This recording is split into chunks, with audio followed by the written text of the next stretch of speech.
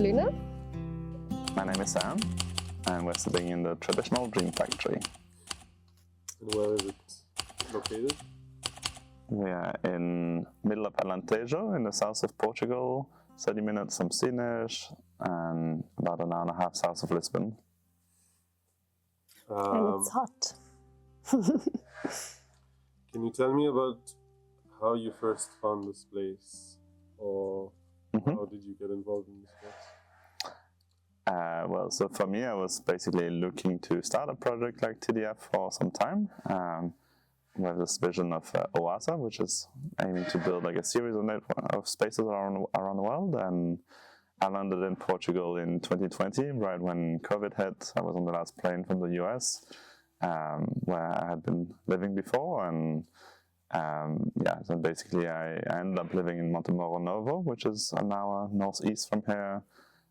Living on regenerative farms, getting to know more about syntropic forestry and these kind of things, and while also exploring lands, and then ended up kind of narrowing our focus of research for land that had some industrial buildings, because permits in Portugal is difficult, and so we needed to have existing buildings that we could change the use of, so we wouldn't just have like illegal buildings like a lot of communities tend to have.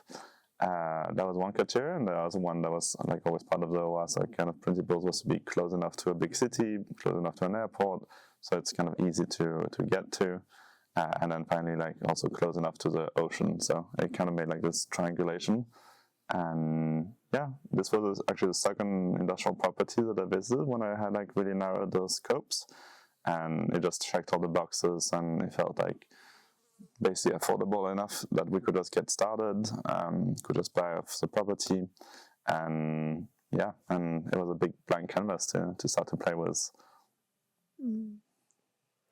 And I met Sam 3 years ago. I came to Portugal, definitely aware of the movement that was happening here, and like had this dream and idea of living in intentional community. I came very intrigued about Tamara, that you probably know, and so I came to Portugal thinking that I would go there and spend time and see if this is the place for me. And but within that journey, I met Sam, and when he started sharing about his dream here, it was feeling like, okay, there's so much alignment in what he was wishing to create, and so yeah.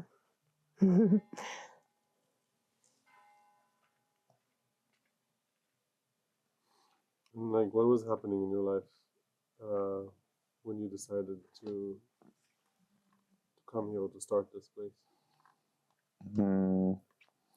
Well, for me, I came from a more digital nomad type background. Like I was living in the US for about 7 years and working in technology, and I've started working remotely in 2017, 18, something like that.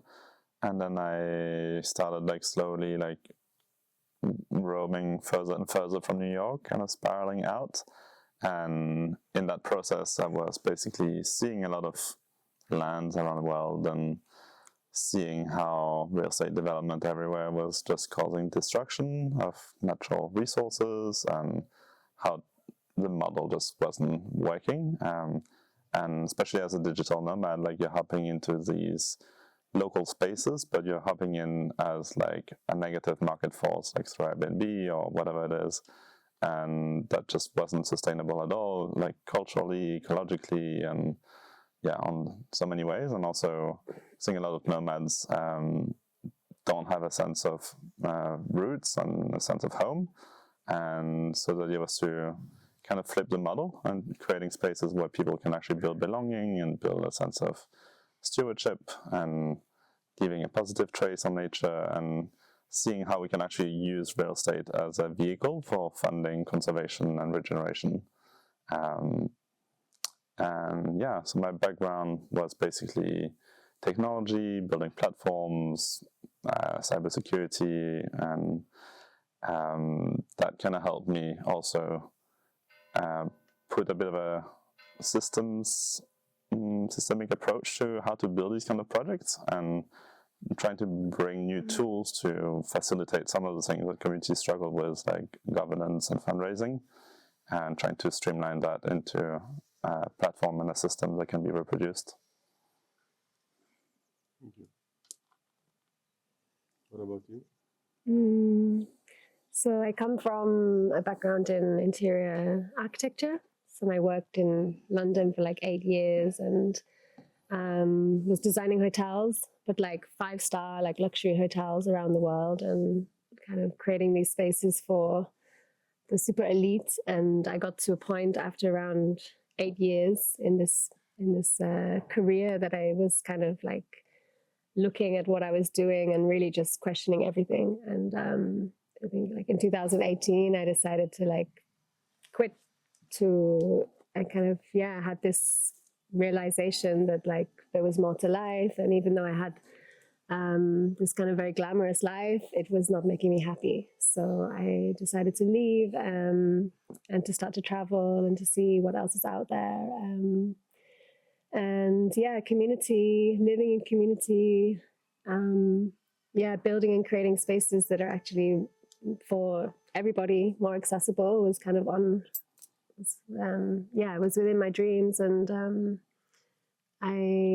through the travel, there was the period of COVID where I ended up kind of getting stuck in a space that gave me this opportunity to experience living in community for the first time. And that was really like a moment of like, okay, this is what I really want. And so I was then looking for this, like, where do I go? And like I said before, Portugal, I knew there was this movement happening and that there were more people that were thinking this way. And that's why I traveled here to see what I could find. It was like something that you felt there's something that you're looking for. Like, how was the first few steps into this place? For me, it was stepping in and out, 1 foot in, 1 foot out, because it is a big shift it's a big life change. It wasn't for me just like when I met Sam, I didn't straight away move to TDF and say yes. It took time where I was really, just considering, is this what I want? Just knowing what it takes, actually, that it's a huge shift to step into community in this way and to live this way, and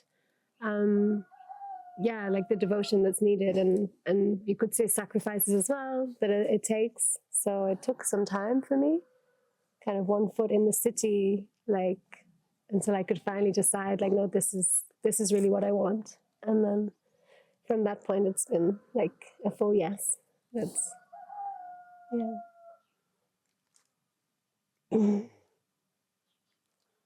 How was it here in the early days, around like bringing people around us, shaping the vision, shaping the values?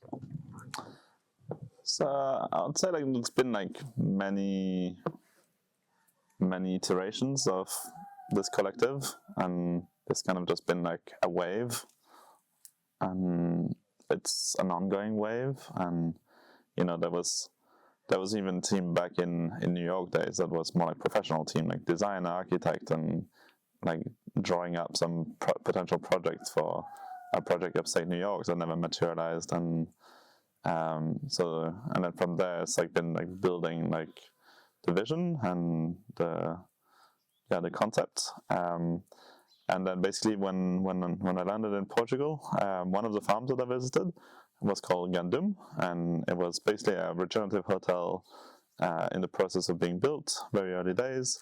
And I ended up just moving there, and basically Joao, who was running it, he invited us to basically run like there was a big abandoned house basically. And so we kind of started operating a bit of a co-living space there. We had 9 people living there, including the architects who have been part of the project. So then we kind of already had a bit of a collective there and started to build up already culture and so on. And then in September 2020 is when we visited this place the first time, and I think the name and like a lot of the concept kind of came right away. Like it just came with the place. It was like, okay, like this is what this is, and then that just started attracting people. And in 2021, we started moving to the land in April, and basically setting up all of the basic infrastructure, getting electricity, water, building compost toilet, showers, all of that. And then basically in September, we hosted Rebuild. And Rebuild was the first big event. We had over 100 people. And that's really kind of what anchored a lot of the culture and the kind of people that have been coming, because it was bigger than ourselves. It wasn't just like, hey, we're going to live on a farm together. It was, we have this concept of, Victor Volsky from The Gathering and from Rebuild call it Villages 3.0.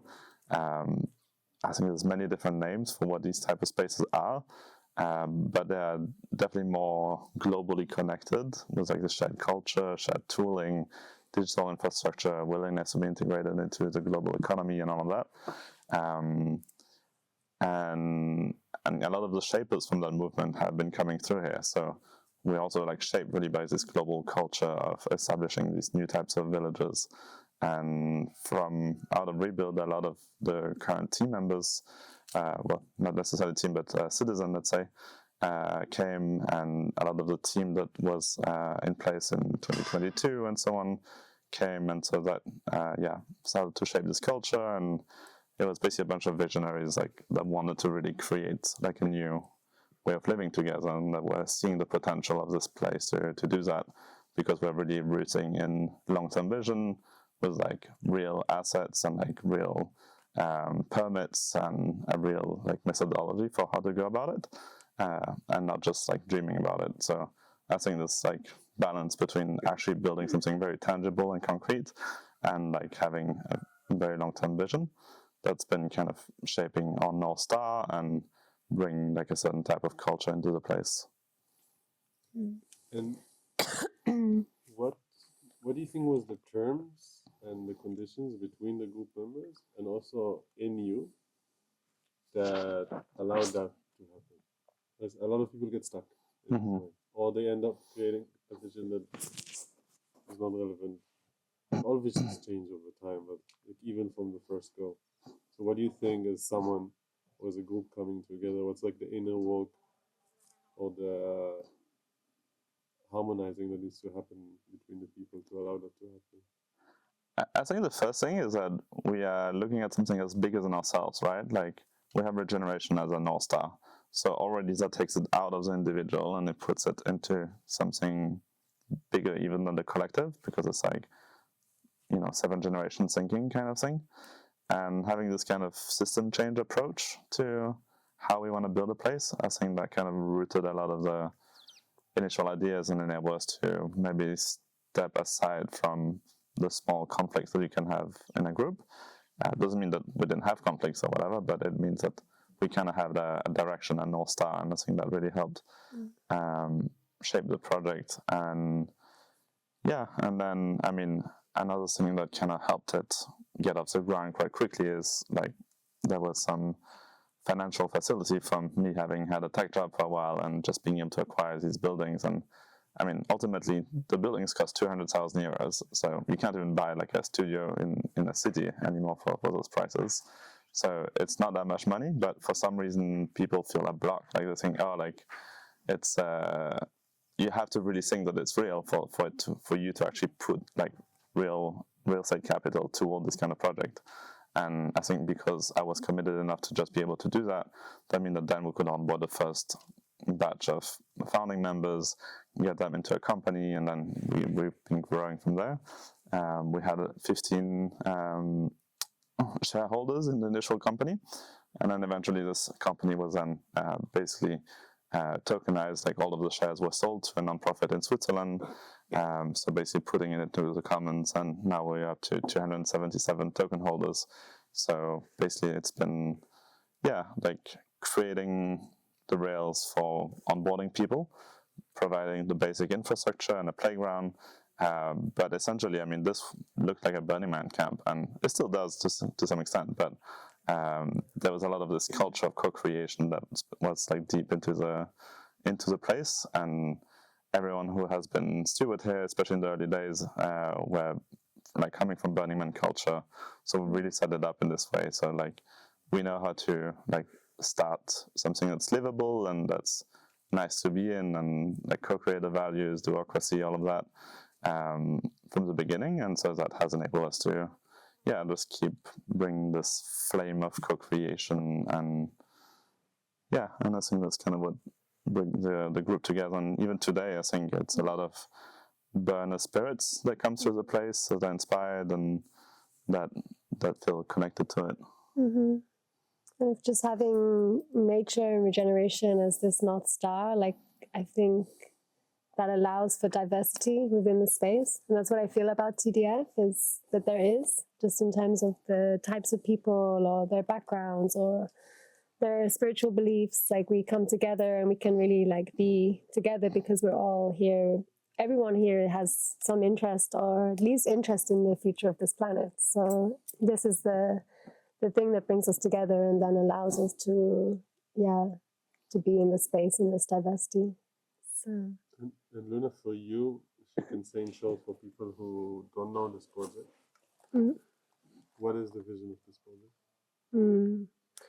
I mean, when people come here, they often get it very quickly when they say like, oh, it's a playground. And that's a word that we've been using for quite a few years. Like, this is a playground for adults and children. And the meaning of that is that it is a place to create and to be inspired and inspire each other. So I think there is a playfulness in the space, and it's very present here. And then that gives that permission for people to come here and start to maybe just touch into places that they wouldn't usually. And so then it becomes a place for creation, for sure. And so we are wanting to create a space for that, for people that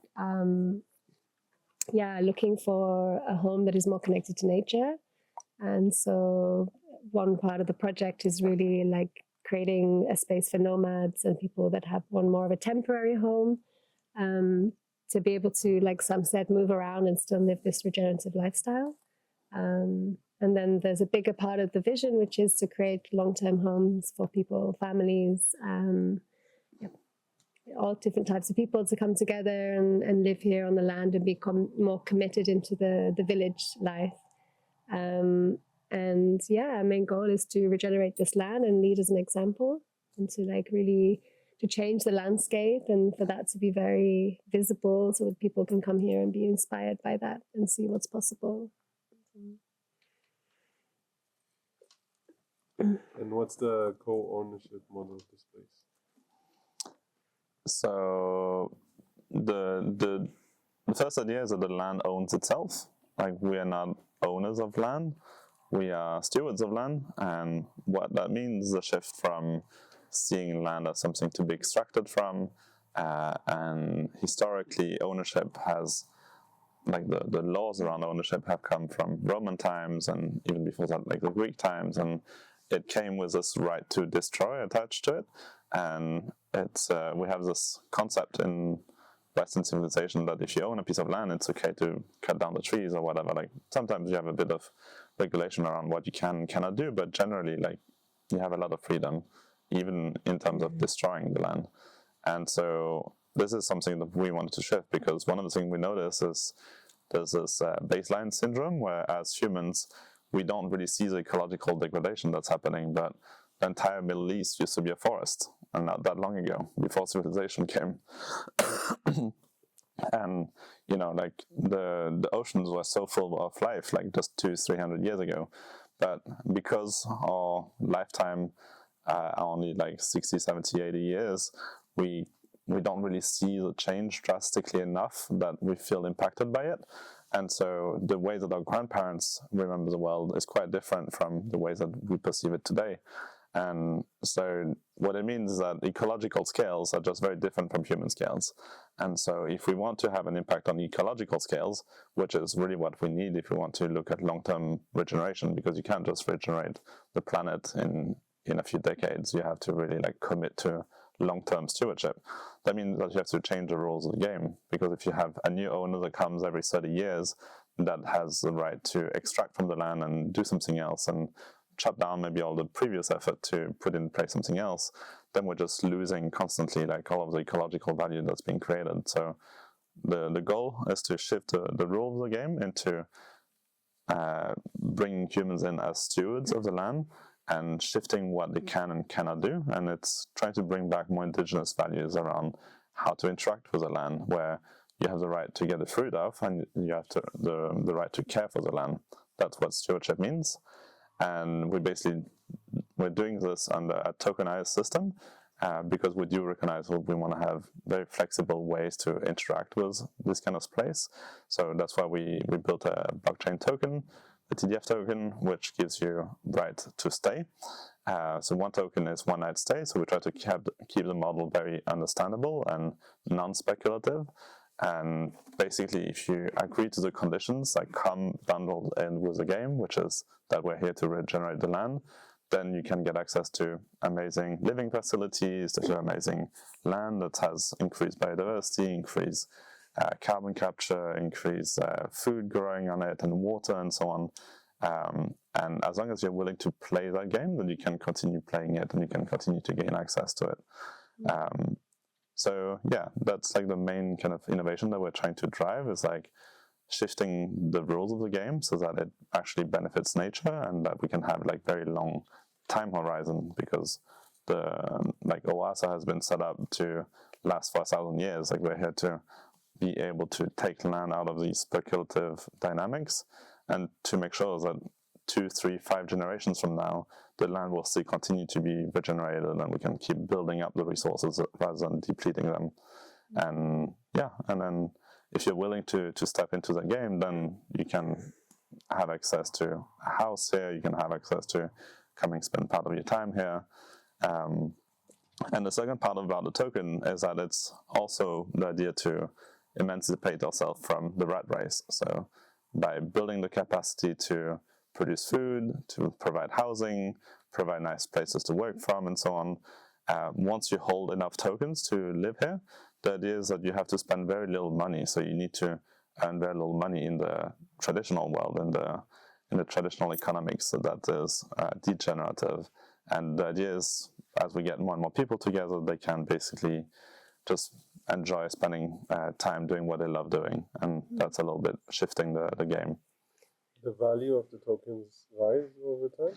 Yeah. The token, basically the base price of the token was calculated by taking the total construction cost of the entire project, land acquisition, legal fees, construction, everything, and then dividing it by the number of rooms that are available. So that gives us an initial price of like 222 euros, more or less. And then the price raises for every token sold. So there's an incentive to buy the token earlier. But yeah, that's how the price is calculated. And then people can sell the tokens in the future. In the future, yeah. So basically, initially the price is locked and we're selling it in this bonding curve, which means that we can basically control the price because we need to be able to know how much money we can raise from selling the token, so that we can fulfill everything that we described in the white paper, so that we can actually build the things that are described in the architectural plan and so on. But as soon as the whole place is built, then basically the token becomes liquid. And at that point, it becomes like any other crypto token. People can put it on decentralized markets and so on, meaning that you can start to build all kind of utilities on top of it, and you can then trade it. And well, where we would love to go in the future is that you have multiple villages that are tokenized, and moving from one village to another becomes as simple as like doing a trade on a decentralized exchange. And everyone can buy a token, or is there some sort of a vetting process? Anyone can buy the token. We made it publicly available on the internet. You can just go on the website and buy it. But just buying it doesn't necessarily guarantee you rights to stay. You also, like, if you're not a member of the project, a citizen, then you need to submit an application to come and spend time, which means there can be a bit of a vetting process. Space host might have a call with you or whatever to make sure that we're in alignment, that we share the same culture. But then once you have spent some time here and you get connected to the project and to the culture and to the other citizen, then you can get vouched and you can eventually become a citizen. And when you're a citizen, TF is in one of your homes, and then you don't need to request for approval to come and stay. You can just book nights when there's nights available. Because it's quite intimate, right? You get a token online and suddenly you're part of this group. So like, what is the vetting and the onboarding process? They need to come and spend time here, first of all. So yeah, they can make a booking. Usually there's a call just to like have a vibe check. And then that person can come here and spend, first of all, like a month to really get to know us. And yeah, in that time, then they'll be onboarded into the space and hopefully meet some of the other people, citizens and team. And then from there, we would have a vetting process if they wanted to become a citizen, which means they also need to buy 30 tokens. So there's a financial investment there. There's also a way that you can earn tokens by working for the project. So yeah, people might actually apply to come and work here in the team. And then there's a vetting process in. And then as long as that person is aligning with the culture, then they're welcome here. And the same way there's a vetting in, there's also a vetting out. If there's something that happens, if there's a red flag that's called, or there's a clear misalignment in the culture, then we would have a process where we would also then bring in the citizens to decide, like, is this person... So let's say someone that feels very aligned, how fast can they become a citizen? Well, our current minimum stay is 1 month. So basically they would come and do a 1 month program, which means that they really get to connect with the land and with the people and really get to also understand the culture. You can also come for a 3 month program. We have a stewardship program, for example, if you really want to understand deeper how our whole model works and so on, and maybe you're actually interested in building these type of places yourself. But so you have to kind of understand a bit better like what we're really doing, because there's a transition, like I said, from ownership into stewardship, and there's a lot of like new concept that you have to kind of grasp when you're stepping into this. So generally people are not just buying the token randomly because they just see it on a website. I mean, some people do, but people generally buy the token because they really understand what this is about and they really want to be part of it, or they buy the token because they want to have access to housing here, for example. But yeah, so then people come, spend time, they get vouched, they start to integrate the culture, they see what we're about, and they become part of the co-creation. And at that point, then they want to become citizen and they're willing to commit themselves into this new economy that we're building. And there is a different process for the co-housing. So also citizens, depending on how many tokens they have, there is a time limit of how long they stay here, right? So there's also that, many of the citizens, they just spend 1 month a year here, and that's a different process to then someone who is interested in like having a house at TDF. Like right now we're running a 6-month program that is onboarding people into the neighborhood, and that's a much slower, deeper process because those people are acquiring at least 365 tokens. That's a much bigger financial investment, and they are planning to be here full time. Essentially, they would be our neighbors, so that's a much slower process that we're taking right now. In comparison, these are really cheap, really fast processes compared to all the other places that I've been to. It's usually 2 to 3 years and a huge monetary investment. I think what I've come to realize over time is that you can try to set up the perfect onboarding process and everything, but even if you spend 3 years with someone, like that person was going to change actually over the course of 3 years. Like people change over time. So I think what I've come to realize is that what's more important is that you have a structure for onboarding and off-ramping people into a project, and that you have like a strong culture and like values that are clearly defined. And this is why we're trying to define everything in like this game guide. So everything is transparent, like how we operate, what our values are, and so on. And as long as you're willing to play that game and you're fitting within the values of that game, then you're welcome. And the days that your values change and you want to maybe have something different, then you're maybe asked to leave.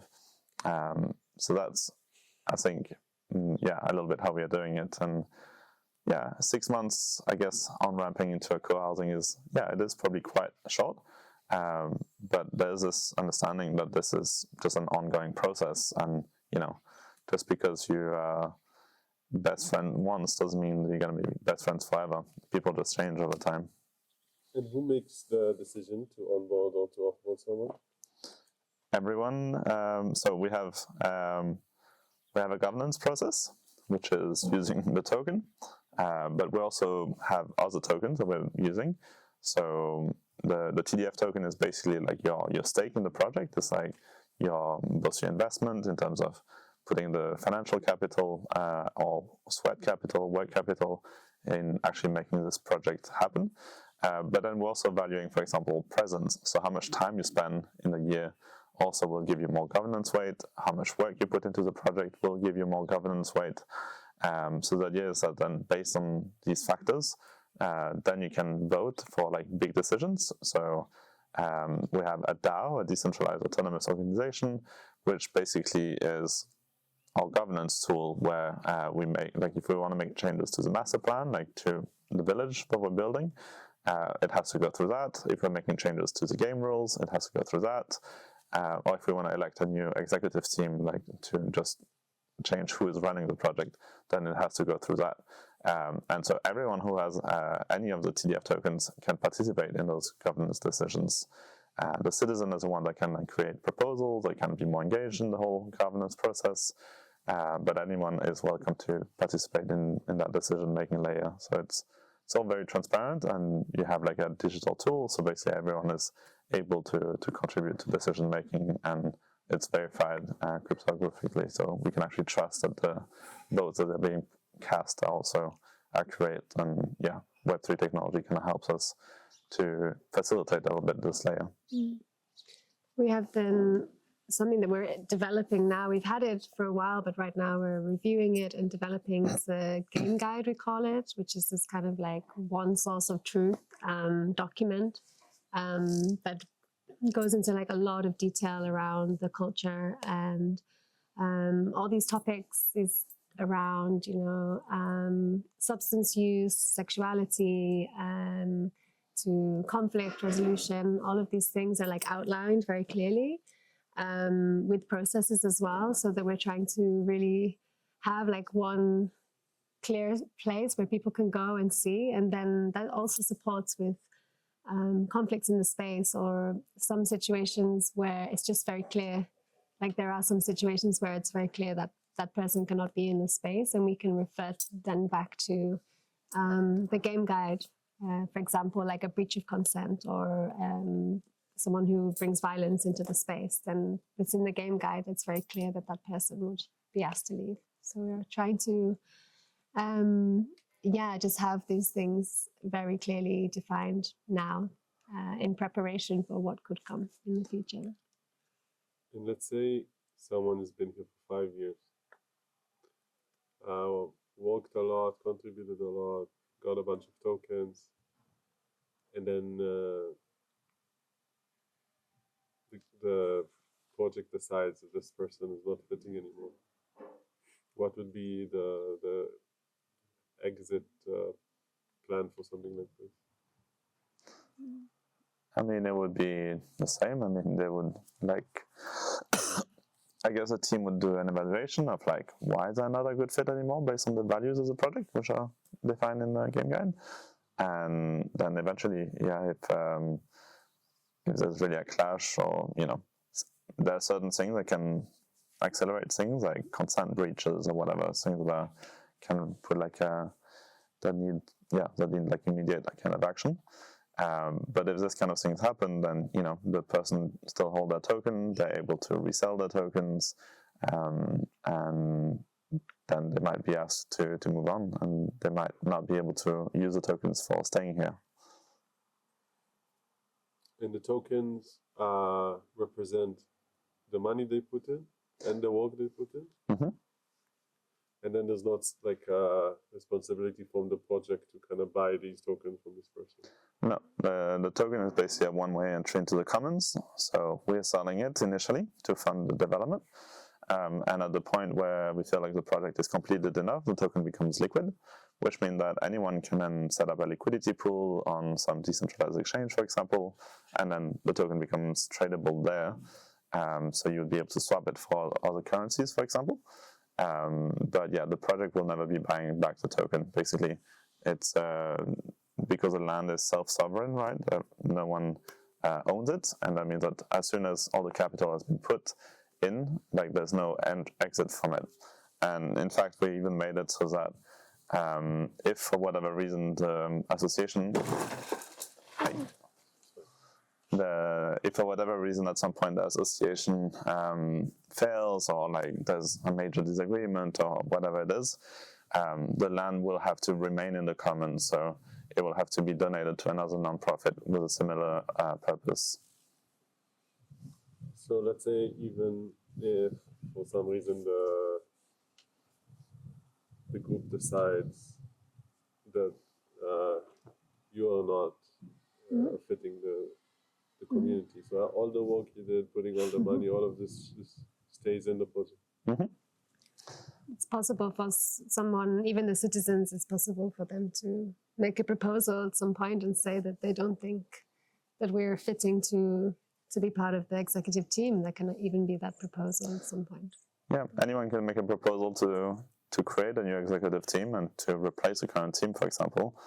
And if for whatever reason we're not even fitting the culture anymore, then they could exile us. But of course, I mean, the more you engage in the project and the more governance and so on you have as well. So basically, like the more you involve yourself and the more you participate, the more you're also part of shaping the culture. So I think any kind of conflict will be emerging quite rapidly if you are not fitting with that culture. And I think the culture of TDF has already been quite strongly put out, and it takes things from regenerative practices, takes things from burn-in practices, and all of that. And that culture is kind of self-perpetuating at this point. And yeah, I mean, there's a process in place for how to change that culture over time. But yeah, essentially, like, as I think we kind of foresee it continuing in this way, and it's really been designed that it's really hard to basically take over and corrupt it in a way. Like, and like crypto project, you can't just have a whale is someone who holds a lot of crypto come in and just buy all the tokens, for example. There's like things that are put in place against that. And there's like anti-speculative measures and this kind of thing. It's like you don't really have an incentive to buy the token unless you actually want to spend time here and be part of the community. And this is a question for both of you. What element of self-growth, like how did you grow to rise for the responsibility in your position in this project?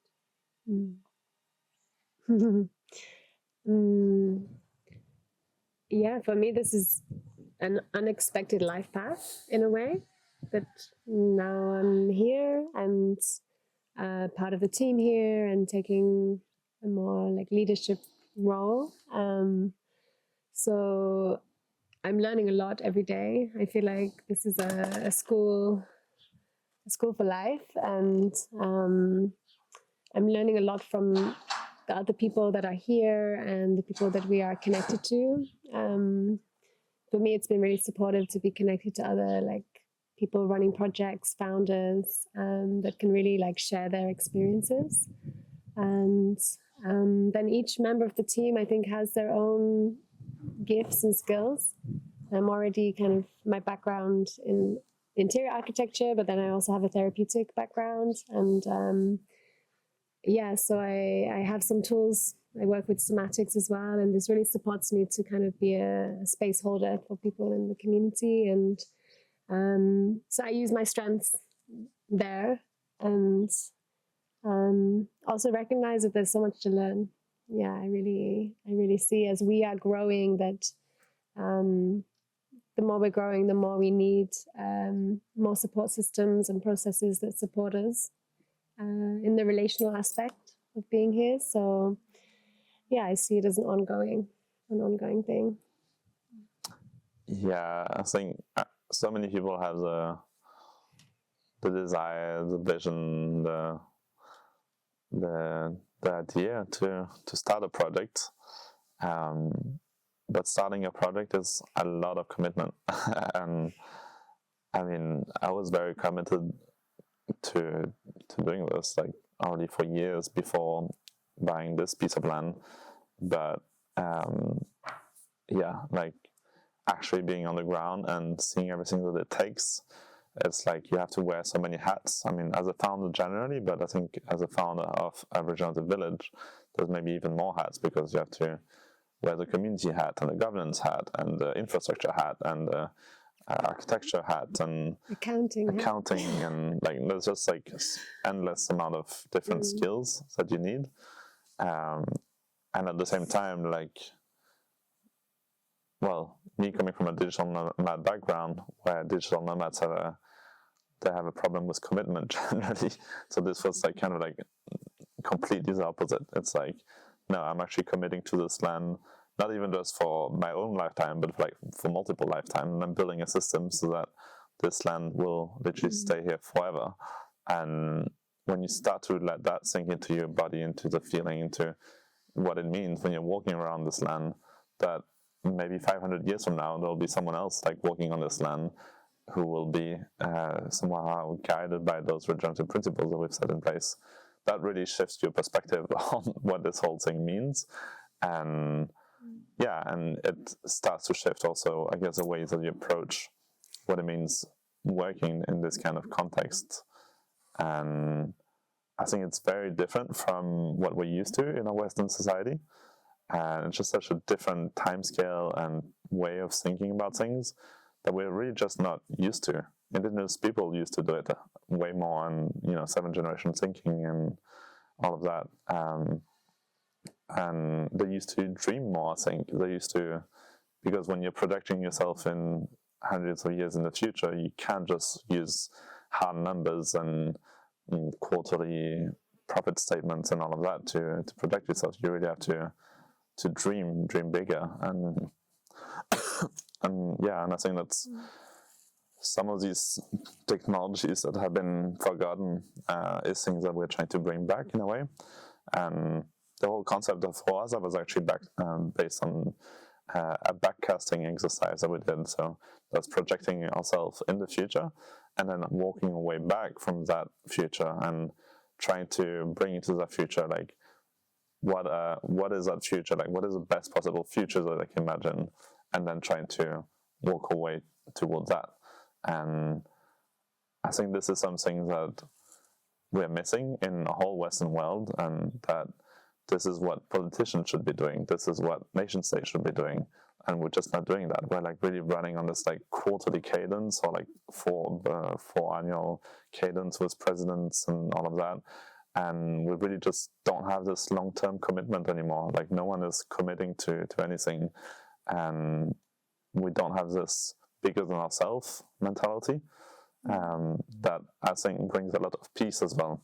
So, because if you know that you're going to be doing this for the next 1,000 years, you're not in a big rush of like finishing everything for next week. And it doesn't mean that we're not doing a lot, but it does mean that it kind of let the energy settle a bit, and we can think more in long term and make more long term decisions.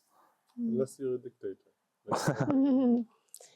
Which works in some places. I think China is a pretty good example of actually being able to make some long-term decisions, and they can be criticized on a lot of things, but there hasn't been bigger regeneration projects than the Laos Plateau, for example. And so sometimes dictatorship can be a good tool when you're thinking longer term. This will be good when Shega is going to be in power. I want to ask you guys, maybe a bit more specific and personal, if there's one element of self-growth that you feel that you either went through or going through or need to go through to step up leadership, right? Because I think many people are searching. And as we talked yesterday about the idea of creating a circle of project leaders, if you can speak about maybe one thing, one process, one kind of self-growth element, or something you're frustrated about, that you feel that you either grow or need to grow to like better hold the space and yourself in it. Yeah, I mean, we're trying to live connected to nature, and I wanted to say this before about the self-development, that I do feel like we're very much living with seasons. So, and we're almost doing these mini chapters, and I feel like every chapter we are having this time to integrate. So we have these like intense 2-3 month periods, and then we stop, and we have in those in between spaces, and in the winter especially, like this time to really like integrate and reflect and see like what's going on, and like learning a lot from each season and what went wrong. And so this is a great tool for us always to actually have that moment to slow down, and not just to keep running and running and running. Because like, yeah, really, like every season comes with like a gift of something, like, okay, wow, now we can work on that and improve that and make it better. Yeah, for me personally, I've been like, yeah, just seeing that living in community is, yeah, it's like living in a hall of mirrors, and it's like you're really fast tracking through these processes of getting to know yourself in community. And for me, I have been trying to find who I am in this space. And yeah, there's the shadow work. There's like really seeing these parts of us that we didn't realize were there. And yeah, for me, it's about like boundaries as well. I think this year has been a lot around like starting to observe myself and how my relationship with boundaries, and starting to understand that better for myself. Learning how to balance between being also in this role of leadership and wanting to give and give and give, and also to take care of oneself, because otherwise we are also in the same pattern of the rest of society with burnout and overworking. And so yeah, this year, especially for me, has been a lot about putting boundaries in place and learning constantly about this. Yeah. Yeah, and I think that's like an element of accountability, and again with this kind of long-term commitment that we have to a place, it also breaks down some of these patterns that we have in our Western society. When you live in a city, it's like all based on the individual, right? And you can see someone and then you get upset at them, and then you just never see them again. Like you just step out. And when you live in a closed environment, in a small space, you're going to keep seeing those people, especially when those people hold token, and they will keep coming back every year. So you have to work through problems. And it's kind of shifting a little bit the mindset from individualism into more of like the tribe.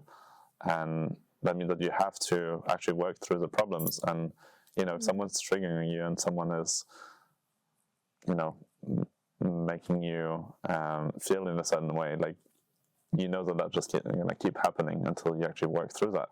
So you have a strong incentive to actually work on it and to work through it. Can you give me maybe a personal example like that? Something that made you feel like, oh, okay, I'm going through a process from this. Yeah, I mean, I think there's been a lot. I think we had this, I mean, throughout the phase of the project, like we had this hard phase about 2 years ago.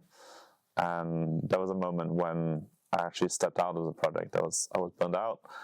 And there was a moment when we launched a token. I was like, okay, good time to decentralize it and hand it over to someone to run it. And I stepped out for a few months, and I went to travel, and I replenished my energies, and in the project things didn't go so well, and kind of had to come back and pick up a lot of the pieces. And well, some of the tensions have been around, for example, money, like people wanting to earn money when they when they do something, which makes sense.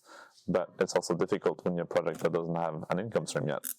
And so that's been a tension. And so that meant that a lot of people stepped out of the project at that time because the project didn't have money to pay them for that time.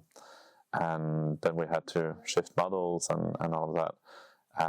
And some of those people, like, they had the mindset of needing to get paid for doing work. And I had the mindset of, I'm not in this game anymore. Like, I'm not earning money, but I'm just here and I'm getting access to food, to housing, and I don't need money anymore. So I'm fine continuing to play this game. And if you want to step in and be part of it, then let's build it, and we can do it. And in that process, I had to sit with a lot of people that were really not happy about it. And but it was just not possible for the project at that point in time to be paying fiat salaries when we were not earning fiat. And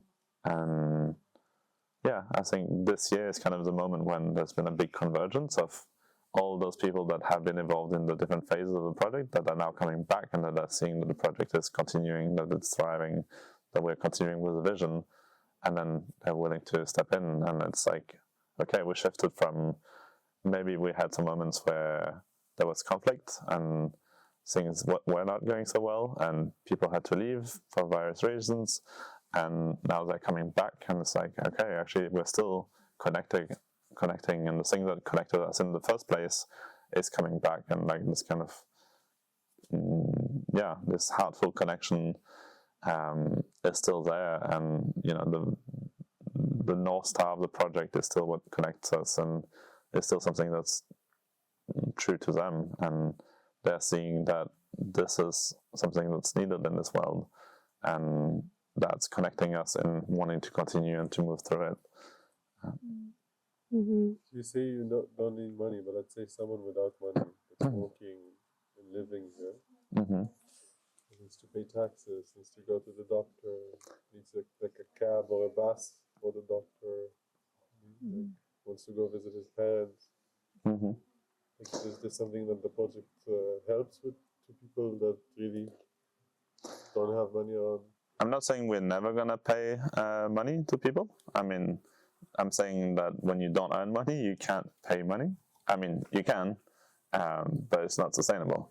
And like, you would have to raise huge amounts of money from external capital if you were to do that. And then you end up in the same cycle, whereas then you owe money to other people because you paid salaries and so on. So instead, we shifted the model where, if you're working here, you get housing and food, and you're earning tokens in the project. So basically, your actual savings rate is like thousands of euros compared to the default world, but it's not fiat money that you can go and spend on the generative economy stuff.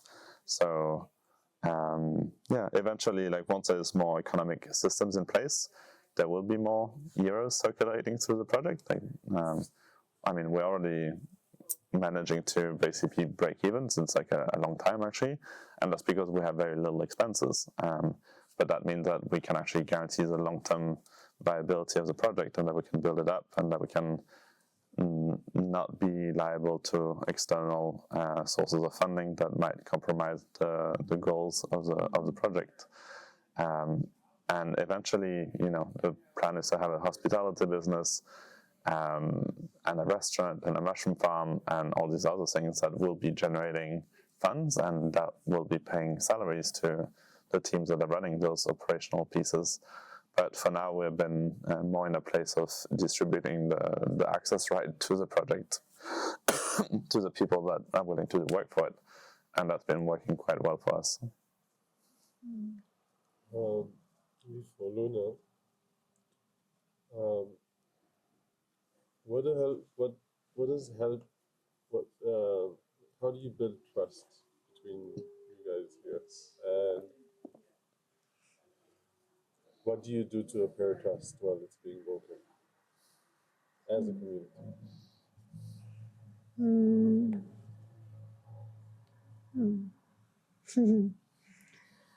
I mean, there is a big trust element in terms of the tokens already, right? That's like, this is a new system that we're building. this is a very new vision that we're building, and so the people that are coming in are seeing that it's pioneering, and that hey Luna, and that requires a lot of trust to step in, especially to financially commit into this and know that your finances will be locked until this project's built. So we really need people to trust what we're doing and believe in it. And I think because people are seeing the growth, like, we've been here for 4 years and you can see the trees growing and you can see the changes. This really supports the trust that like people come, and every time they come back, there's something new, like substantially like new. So I think that like movement of growth that they see in the space, and I think in the people as well, that kind of brings that really gains trust. And then it's down to the experience that they have here. And so people coming here, spending time, having deep experiences and seeing that this is a place that it's a space for transformation, and then the trust is built there. And I feel like we respond to crisis as a community, and the experiences we've had so far, I feel like we've done well, we've dealt with well, and that so people also observe that and say, okay, like they've seen us go through conflicts, they've seen us go through crisis with people and deal with it in a responsible way. So and we're putting all of these systems in place with the token to kind of really create safety for people, like we talked about earlier, the stepping in, the stepping out. This helps to hold trust. Did you discover a certain way to rebuild trust once it's broken in some way? Either between volunteers, citizens, leadership? I mean, there is the space holding, like many communities do. We have circles and sharing, transparency circles. So we have circles where we bring the team together specifically and the people on the ground, where we can share openly about things that we are concerned at or unhappy with. And then we have weekly sharings with the volunteers and everybody as well. So there's spaces for vulnerability and transparency. This builds trust as we get to see each other, right, in more of a vulnerable place. Like for example, the citizens gathering, it's an important gathering. It happens once a year, and this brings as many as possible citizens together. The one that happened this year was really, really important for this project. It's kind of what Sam talked about earlier. A lot of people coming back from maybe the first stage of the project, and sitting together in circles and listening to each other and giving space for concerns to be said and listening and taking action on people's requests and concerns. So I feel like this is a big part of the trust building for us, and for those that perhaps left the project at one point where they were not happy, were able to come back and feel like maybe this can be home again, and that's really beautiful.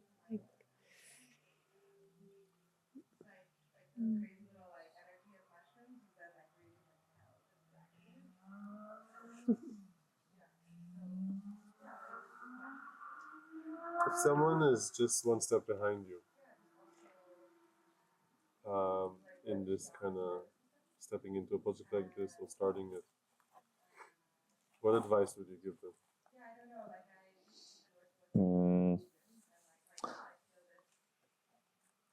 I mean, I think the main breaker often for projects is funding. I mean, it's funding and like people, governance.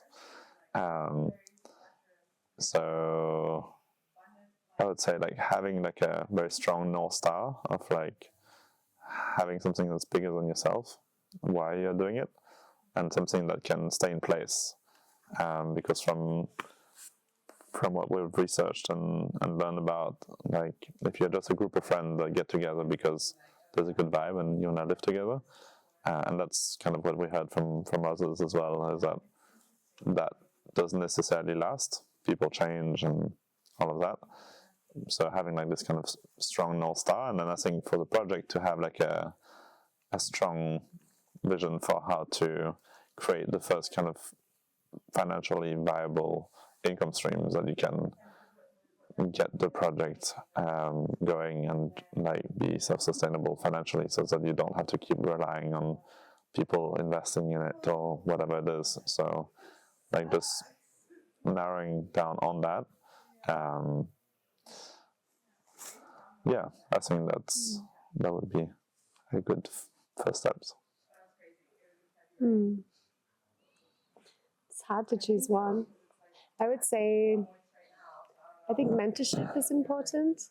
That's kind of new for me. And I think, yeah, more recently I'm realizing how important that is, to have like also like therapists, coaches, mentors, like people that you can outside of your project. This is like, I think, really supportive to, I know some project leaders that go to kind of indigenous people for support or advice, elders.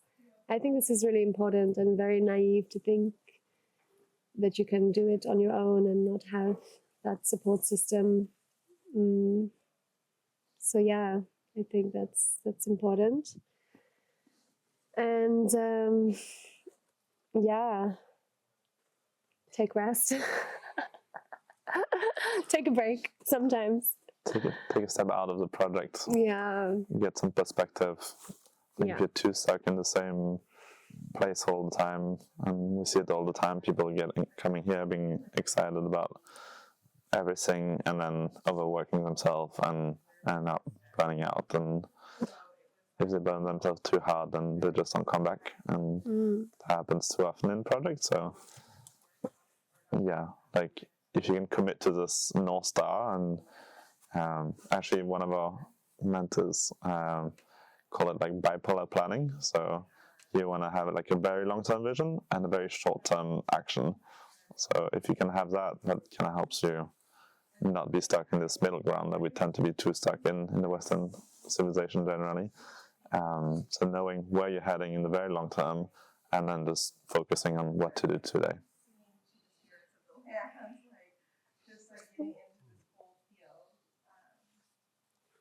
What do you wish more people understand about community life?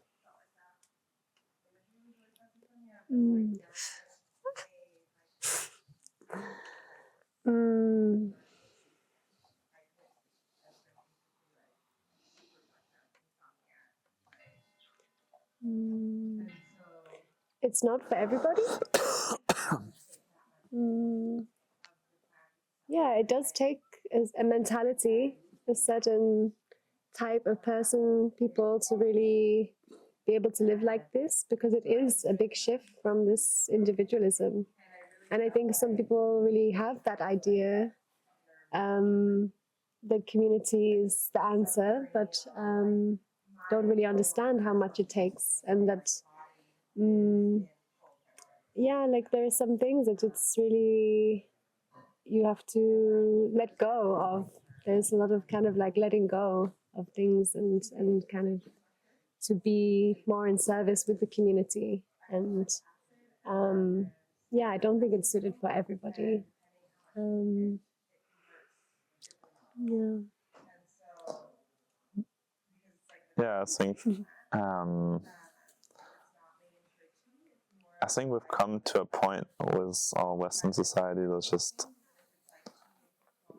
kind of trapped us, because we really lost connection to nature. We lost access to our tribe. We even lost access to our own family now. Like people are like completely self-centered, and that really makes it difficult to be part of this planet, this living giant organism that we're all part of. And we don't have a sense of spirituality anymore, and yeah, we're kind of on the last leg of ecological viability for this civilization to still exist, and we don't understand that. And yeah, I think community is one answer to it, because community enables us to step back in units of cohesion where we can actually have an influence in how sustainable we are and how we relate and yeah, how we live. So I guess what I would like one thing for people to understand about living in community, yeah, just that there is something bigger than yourself, and that you can belong to something bigger, and that even all of this discomfort that can come from living in community, maybe it's coming up for the right reasons, and maybe that should be like something for you to work on.